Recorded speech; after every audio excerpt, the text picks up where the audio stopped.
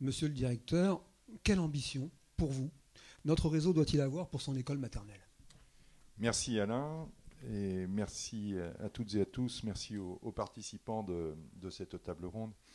Le premier mot que je voudrais dire, c'est revenir d'abord sur le cadre de cette semaine des lycées français du monde, qui effectivement a pour intitulé de la maternelle au baccalauréat l'enseignement français pour réussir. Et ce n'est évidemment pas simplement un hasard chronologique que de commencer cette semaine par une table ronde consacrée à la maternelle, parce que nous sommes là, je dirais, au cœur du projet pédagogique porté par la France à l'international. Et il était important d'avoir cette réflexion aujourd'hui pour voir comment nous travaillons aujourd'hui, mais aussi comment nous allons essayer de travailler mieux, davantage à l'avenir, et notamment dans le domaine de la maternelle. La maternelle, pendant longtemps, ça a été une spécificité, voire un phénomène unique dans le monde éducatif. C'était vraiment porté par la France, regardé avec curiosité, intérêt par de nombreux systèmes éducatifs étrangers, mais parfois aussi avec une forme de moquerie. Qu'est-ce que c'est que cette façon de mettre des jeunes enfants de 3-4 ans dans des classes avec des structures très, très organisées? Donc il y a toujours eu un mélange d'attitudes dans l'analyse sur la maternelle, mais nous, Français, nous avons toujours été convaincus que c'était quelque chose d'essentiel et d'essentiel à la réussite des enfants. Et le fait, vous le rappeliez, que le ministre de l'Éducation, M. Blanquer, ait porté par la loi la scolarisation obligatoire à 3 ans en France, maintenant, montre que cette confiance que nous avons dans le système de la maternelle pour réussir au mieux la scolarisation des enfants est confortée en France. Et ce mouvement en France, eh bien, naturellement, nous le portons à l'étranger.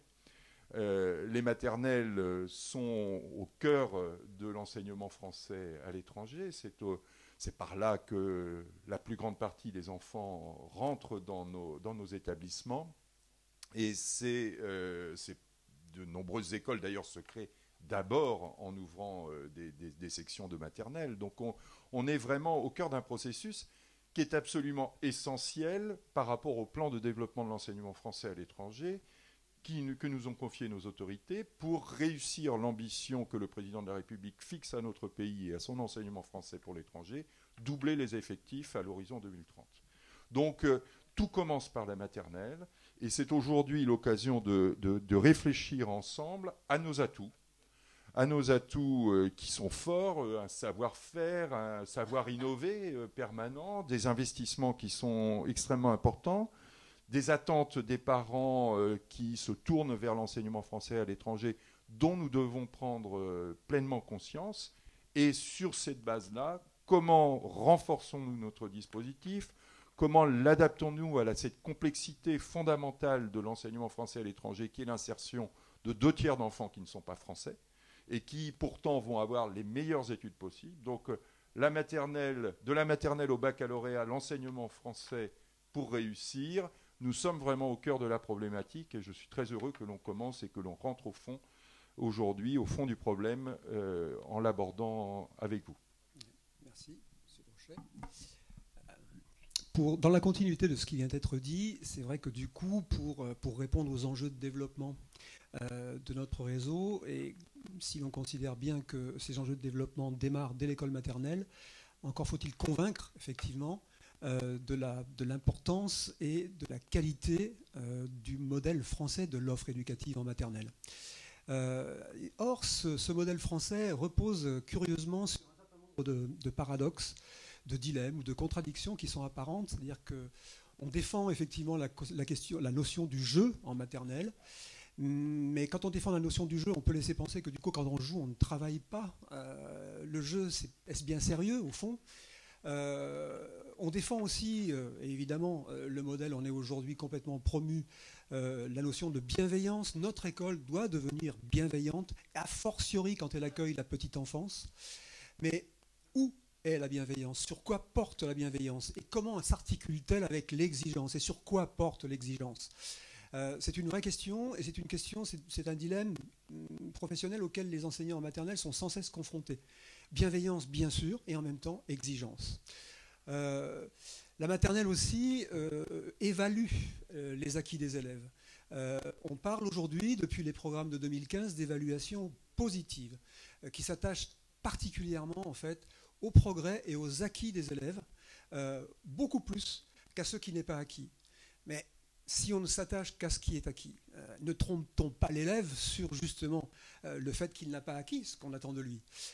Donc l'évaluation positive, oui, mais comment la manier dans le cadre d'une pratique qu'il associe aux apprentissages des élèves de manière dynamique, cette évaluation. Et comment en parler aux parents, on y viendra un petit peu après. Quand on voit les élèves fonctionner dans une école maternelle, on les voit occuper à un certain nombre d'activités de nature très très diverses. Et on se dit parfois, effectivement, pour y revenir, qu'ils jouent. Mais du coup, ces activités, ils jouent, ils travaillent, ils sont engagés dans une activité sérieuse, qui doit être une activité d'apprentissage pour être dans une école. Quand on joue, apprend-on vraiment? Il y a cette dichotomie possible entre la légèreté du jeu et le sérieux de l'apprentissage, j'y reviens. On dit aussi, et on y insiste beaucoup, que la maternelle, et notamment l'accueil de la petite enfance, passe par une pratique, un contexte, un aménagement du temps et des espaces qui permet effectivement à chaque enfant de venir à l'école en toute sécurité affective. Mais la sécurisation affective nécessaire du petit enfant, comment l'accommoder avec la prise de risque, l'exposition que représente tout apprentissage. L'apprentissage, c'est aller vers ce qu'on ne connaît pas. Donc il y a une vraie prise de risque dans l'apprentissage qui n'est pas, elle, sécurisante. Et les enseignants, dans leur pratique quotidienne, sont confrontés à ça, nécessairement. Bien, l'école maternelle a des programmes, elle essaye de construire des situations d'apprentissage, de donner une progression à ces situations en fonction de programmes. On va justement voir un petit peu de quelle manière les choses se déclinent dans la maternelle, dans le fonctionnement de nos maternelles à l'étranger. Et je vais d'ailleurs, pour ceci, d'ailleurs donner la parole, en fait, la première prise de parole à notre enseignante de Budapest, qui, elle, a gardé le contact avec les élèves et dont la parole, de ce point de vue et de ce seul point de vue déjà, est particulièrement précieux. Une question simple, Madame Porte. À l'école maternelle, on joue ou on travaille?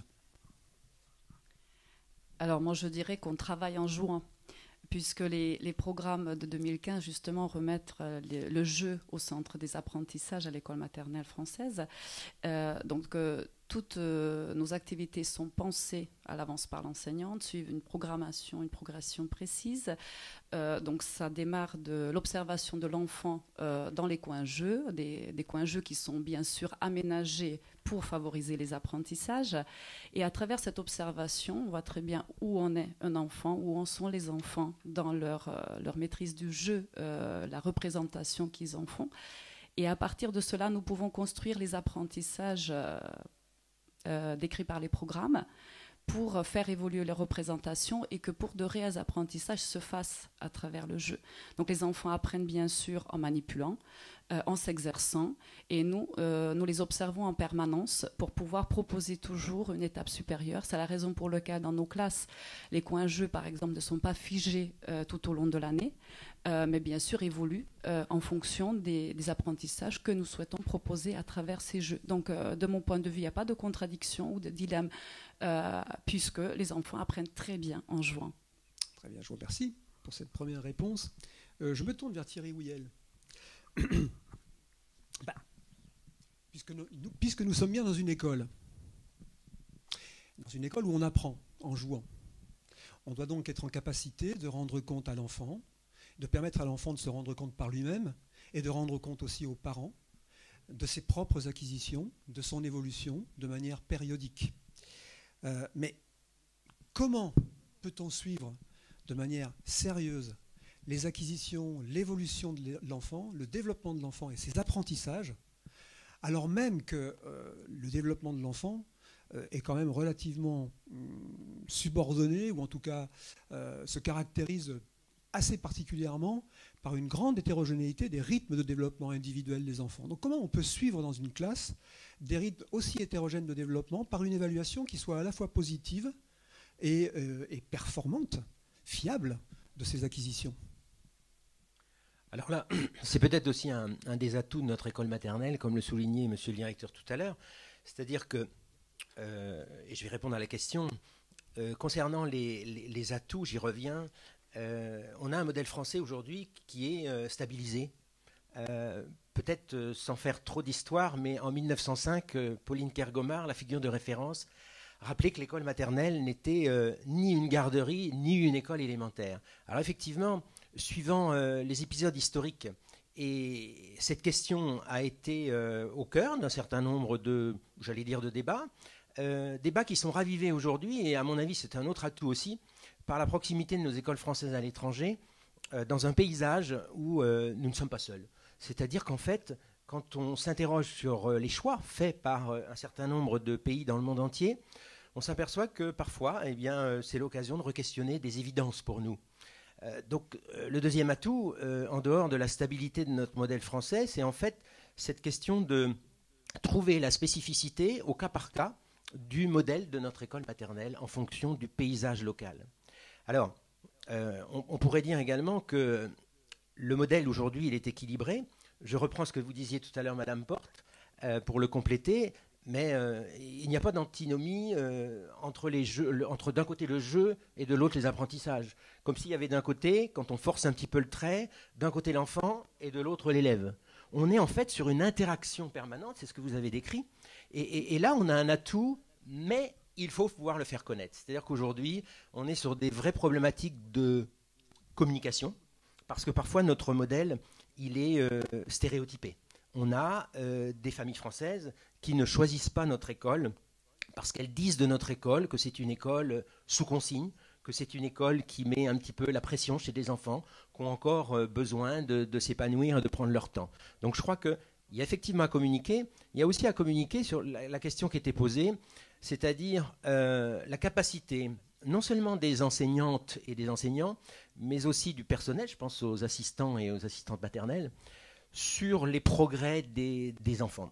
C'est une question clé et la France et son modèle y répond par une démarche qui est à mobiliser peut-être encore davantage dans certains endroits, à savoir l'observation. C'est-à-dire l'observation continue permet de rendre compte des variabilités du développement des petits-enfants. Parce que ces petits-enfants, finalement, quand on les regarde arriver en petite section, parfois en toute petite section, on a parfois des écoles maternelles d'ailleurs qui proposent sous le toit d'accueillir également une crèche.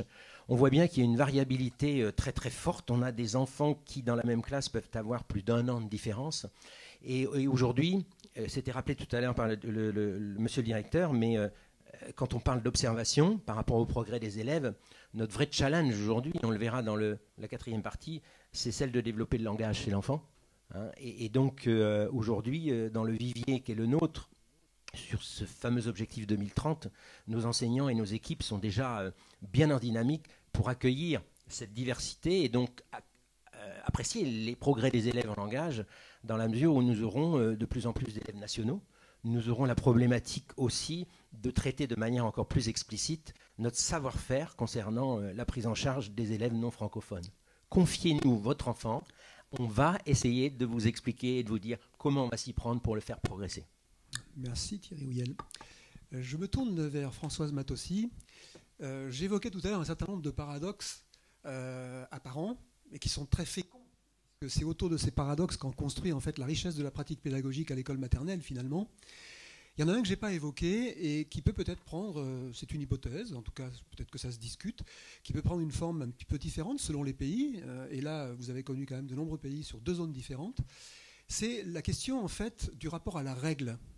Nous sommes dans une école maternelle dans un objectif, en fait, dans les classes d'école maternelle, dans un objectif de constitution d'une petite communauté, la classe, où on apprend, mais pas tout seul, on apprend ensemble. Et pour apprendre ensemble et pour organiser cette classe, eh bien, il faut effectivement rentrer dans un corps de règles que l'enfant va s'approprier et à partir desquelles, finalement, il construit son métier d'élève dès la petite section et petit à petit. Est-ce que le rapport à la règle dans la classe, la manière dont elle est posée, la manière dont elle est expliquée aux parents, elle peut être abordée différemment pour des raisons culturelles, selon les pays? Est-ce qu'elle pose des problèmes particuliers selon les pays? Est-ce qu'elle pose des problèmes d'interprétation particuliers selon les pays, en fonction ne serait-ce que de la représentation que les parents se font de leur enfant et de ce que c'est qu'un élève?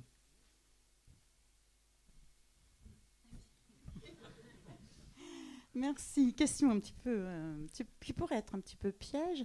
Je pense que le rapport à la règle, c'est quelque chose d'universel. Pour nous, il n'y a pas d'ambiguïté dans la mesure où règlement, ça fait référence en fait aux valeurs françaises, aux valeurs républicaines. Et nos enseignants sont particulièrement armés pour justement aborder cette question-là. Vous seriez surpris, en entrant dans une classe maternelle, ce que je viens de faire très récemment, par exemple au bout de 3 semaines, 4 semaines, dans une petite section, avec 24, 25 élèves qui viennent d'arriver, et vous rendre compte que finalement, vous avez 4 ateliers qui tournent, dont 2 parfaitement en autonomie, 2 avec un avec un enseignant et 1 avec une SM. Et là, vous vous diriez, bravo, bravo les enseignants pour avoir réussi à faire ça en si peu de temps. Alors ça, évidemment, ça fait partie du contrat de l'école maternelle, hein, la formation d'un élève à l'aspect social, puisque justement notre école maternelle ne porte pas seulement des apprentissages de type cognitif. Elle ne relève pas non plus que de l'affectif. Elle n'est pas là pour former seulement les personnalités individuelles, elle est là pour former des individus qui vont devenir des individus dans un monde, dans une société qui est régie par un certain nombre de règles. Je ne connais pas de société qui ne soit pas régie par des règles. Donc, dans tous les cas, pour moi, il n'y a pas de problème. Maintenant, je voulais revenir un petit peu par rapport à ce que vous disiez, Madame Porte, et à ce que mon collègue disait aussi. Eh bien, le jeu et la règle, c'est très lié.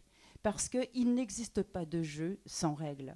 Donc en fait, c'est la première approche vers une approche sociale, collective, qui porte des valeurs de société, de la société française en fait, que de respecter le jeu. À partir du moment où on adhère à la règle, eh bien, finalement on est déjà en train de se construire comme petits citoyens. Et c'est rigolo de voir ces tout petits citoyens à 3 ans, à 4 ans, qui évoluent déjà dans les classes avec des règles parfaitement bien établies.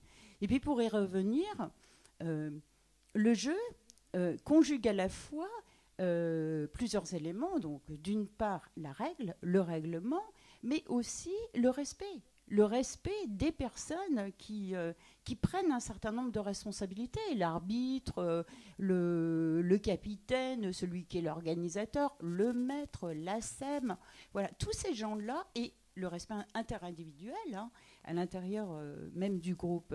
Donc, je ne vais peut-être pas monopoliser trop la parole, mais pour conclure, je dirais aussi que, en fait, le jeu agit un peu comme un vecteur d'apprentissage, en même temps un enrobage qui crée une motivation et à l'intérieur duquel on peut faire passer à la fois des éléments cognitifs, une construction de l'être de la personne, et c'est vraiment le développement de la personnalité, et également en fait toutes ces règles qui vont devenir tellement essentielles et sur lesquelles s'appuie notre mode de fonctionnement et notre école fondamentalement.